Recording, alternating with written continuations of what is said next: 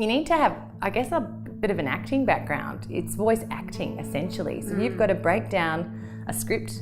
It's like, I guess, singing as well. Break down the song. What are you trying to convey? What story are you telling? It's all storytelling. And how do you send that message to the listener? And everything has a beginning, middle and an end, so you have to look at your copy and understand the key points that you're trying to get across and try and get them through your voice and how you read that.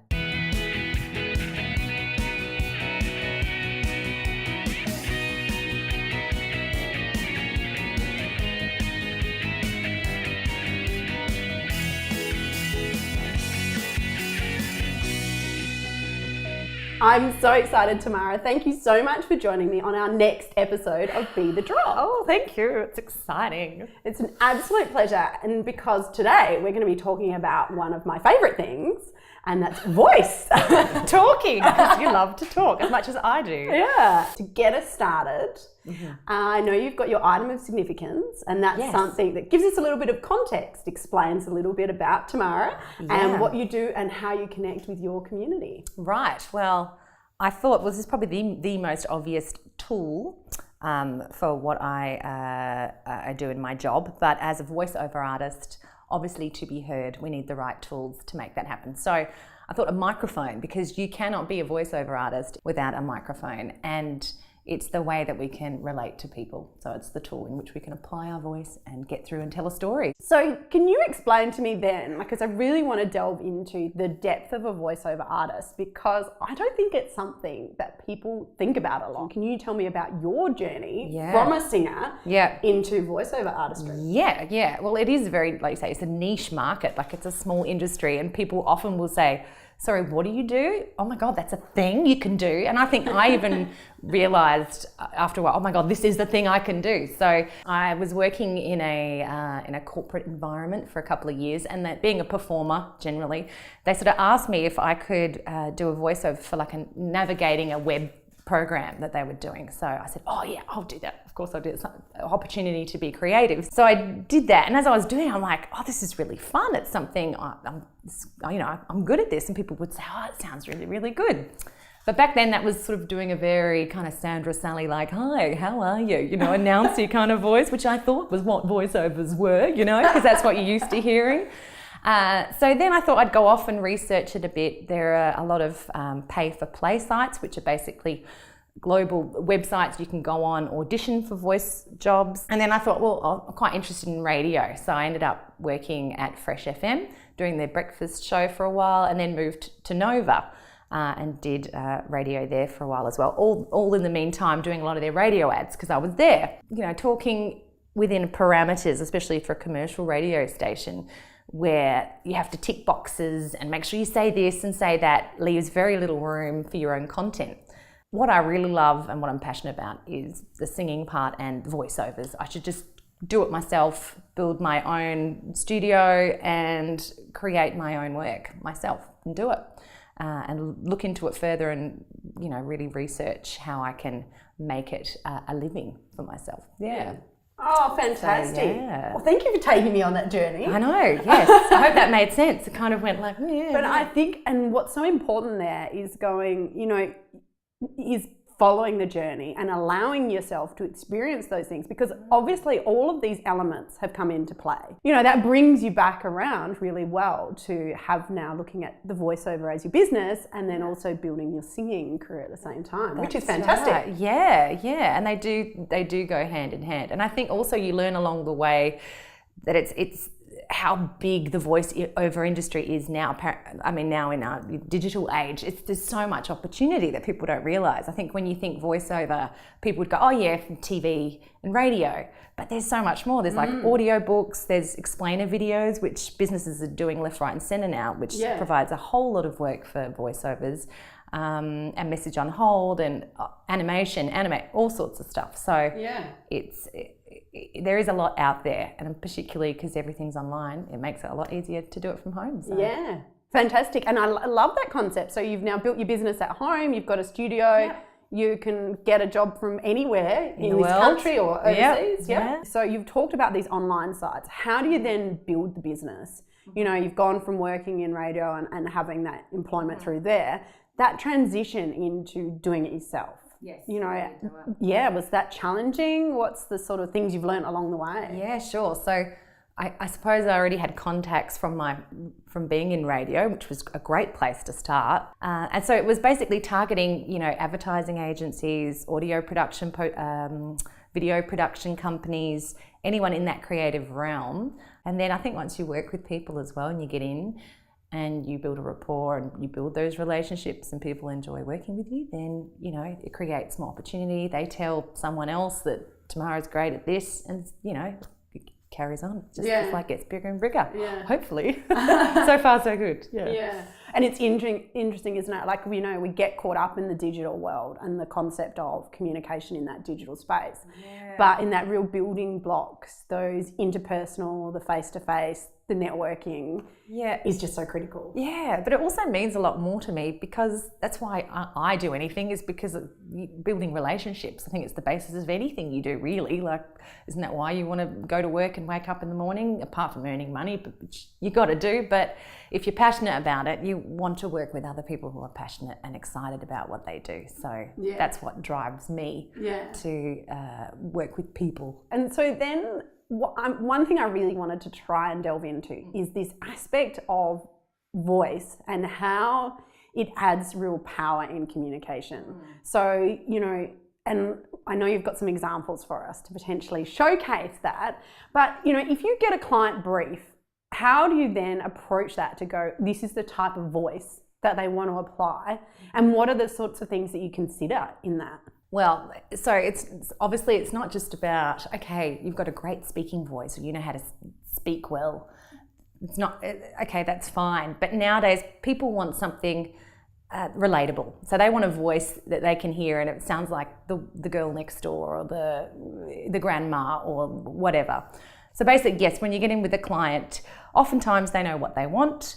And they'll say, we want a hard sell, which is something very promo, which you're used to hearing, which is like voice junk mail, you know, coming at you like, you know, 15% off down at the, you know, mattress factory, come on down. It's just attack of the senses. So there'll be like hard sell or soft sell, which is more subliminally, you know, a bit of a sell where you're, you know, 15% off mattresses down at Dreamland or whatever it is, to sort of seduce the listener.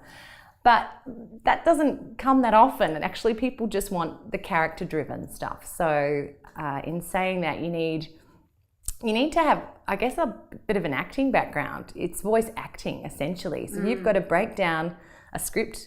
It's like, I guess, singing as well. Break down the song. What are you trying to convey? What story are you telling? It's all storytelling. And how do you send that message to the listener? And everything has a beginning, middle and an end, so you have to look at your copy and understand the key points that you're trying to get across and try and get them through your voice and how you read that. I like that the concept that it's voice acting, and obviously with my passion for storytelling, that it's approached like a story. So how would you then prepare for that? You know, do you need to get into character? Like what process goes then to conveying the story in the way that the client wants? So if you are playing a character, it does help, whether that's like an animation or a character for a particular copy for a television ad or whatever it is. The way I do it, everyone does it differently, but you do sort of have to get into character. But often you wouldn't get a script as early as you would if you were doing a theatre play. You know, you don't get a chance to really look at it for very long. Sometimes it might be 15 minutes. You might get it the night before. I like to create the context of where I am. Who am I talking to? Who's my audience? Who's the person I'm talking to? I have had the pleasure of seeing you in action because my son was involved in a radio ad with you for Clipsal 500. Yes. And so he was the disinterested son and you were the over-enthusiastic mum. Yeah. And so one of those things, that getting into character was something that was so impressive. Like, you know, because before the scene you were there and you're like, okay, start recording. I'm just going to do a few sentences and then I'll go into the script. Yeah. And you were very confident about that. You had that, like you were in that character. Yeah. Obviously you were getting directing from the sound engineer and the creative that was there with them. But, you know, you were really sort of coordinating that process as well for your character? Yes. Is that a really important part of it? Yeah, I think it's funny because I heard someone come up with a great analogy for voiceover. When you hire a plumber and they come to your house, you don't sort of stand over them wondering if they're going to do the job right. You don't go, are they? I'm not quite sure. They come in, they're going to do the job, and then they leave, and that's the job they do.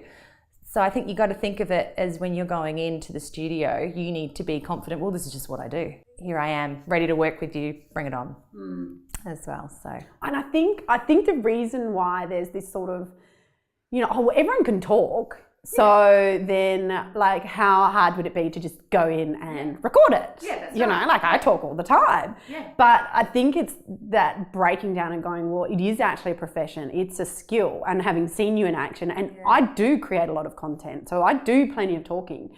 But, and Chris behind the lens and he gets to edit my stuff, and he'll, he knows when I do if it's written down and I'm recording a script, I make lots of mistakes when I'm going through natural, that. But you just rolled straight through. So what experience is it that you've had that's really helped you? Like, how do you do that? Pick up a script and just go? Well, I think I initially started with a lot of voiceover work doing message on hold, which is, there's annoying people you ring up and you get put on hold and they're talking at you about the business, which everyone loves, don't they? But I would do that once a week with a company and go in, and you would be in the studio for 3 hours with usually a bloke next to you doing the male part, and you'd sort of alternate and reading scripts. So you'd do script after script for about 3 hours, cold reading.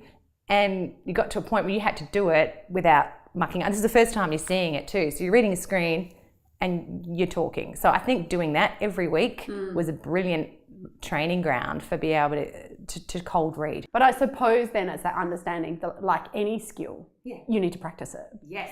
But I think it's that because people assume they can talk, that therefore there's the assumption that that's already a skill. Do. Or you can do a funny voice. You should do voices for, cartoons or whatever, which is fine. But I think you need to be able to act. I mean, that's why a lot of people, you see these big cartoons, and often they'll get big time actors like Tom Hanks playing the lead in the cartoon, and people go, oh, but they're an actor, not a voice actor. And I learnt that as well, because I used to think, it's all about having the voice, being able to talk like a, old school narrator or radio person, like, back in the 1950s when they used to talk like this, and it was all very pronounced, and it's not like that at all. So people want a real person talking to them. And in building these skills, what's been one of the biggest challenges for you, either in building the skills or building your business? Building skills was making that realization that it's not just about having a nice voice, and probably should put a bit more work into actually interpreting copy. So I did that via a bit of coaching from a coach from New York, casting agent there, and also I've just been working with an animation coach from LA, so all on Skype. So it's doing that and doing a lot of training, and then in Melbourne I did a course as well. So just always learning, keeping that up. So I would say that's how I got to a point where I'm like, the penny drops constantly, like, okay, discovering new things and how you can apply those tools. The more work you're doing, then it keeps you motivated. You're like, okay, well, I've got to do this job by Friday, so let's get going. Let's make things happen, So you're forced to keep going. Yeah. Yeah. But wearing all the hats, definitely a challenge. Yeah. Because then you've got to do your business as well. Yeah, that's right. And do the job, go out and do the job. So I think it's about endurance and perseverance and just being tenacious. You've got to be out there, being on people's top of mind all the time, because if you're not, you're forgotten quickly. So it's constantly writing emails every couple of weeks. Hey, I'm still here.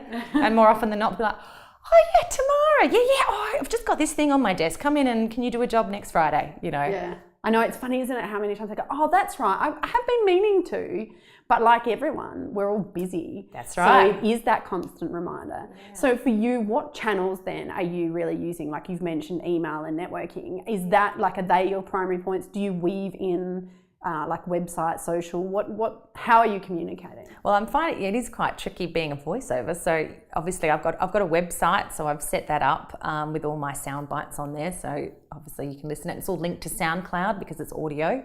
So it's a great way to tell people, hey, if you want to listen to anything, check out my SoundCloud page.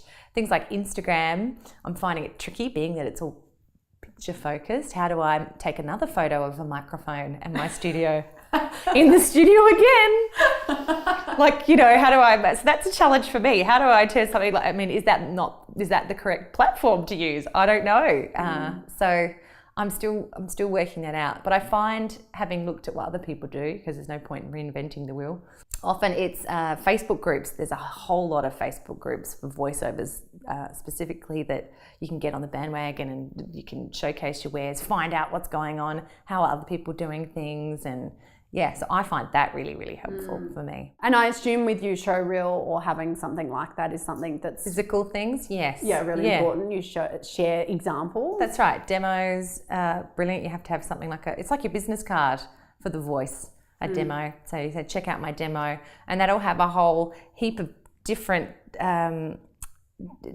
copy through commercial to animation, sort of showcasing what you do, I suppose. Yeah. But it's all, at the end of the day, it all has to be come from you. So you couldn't have something, I'm playing, I don't know, this crazy grandmother, and then put something like, I also do audiobooks in this kind of voice. It needs to all be consistent, I think, as well, and be who you are, you know, not confusing to people. And you've got to actually make sure you send the right demos to the right people. When they're asking for an audiobook, you don't send them your animation demo of you doing a kid's cartoon, you know, you've got to pitch it as well. So and there's a fair bit of work in that too. Oh God, yeah, it is a lot of work to put something together. One of the things that I really like about how your approach to this is thinking about the audience and understanding what their needs are. Yes. Because I think too often in that digital context, we can get caught up in the screens. And as you said, like it's that people connection. So can you expand on that, how you bring that human element to a digital communication? Yeah, sure.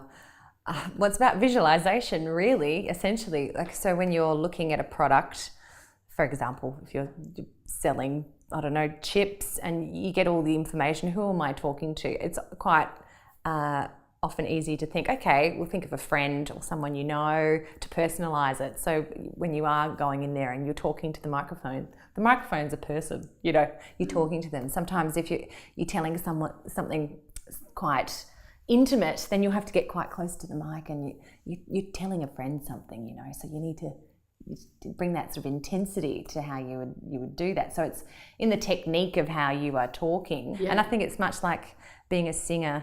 You've got to apply, you know, the copy like a song, the rhythm, and where you're putting beats and things like that, and where you're taking a breath.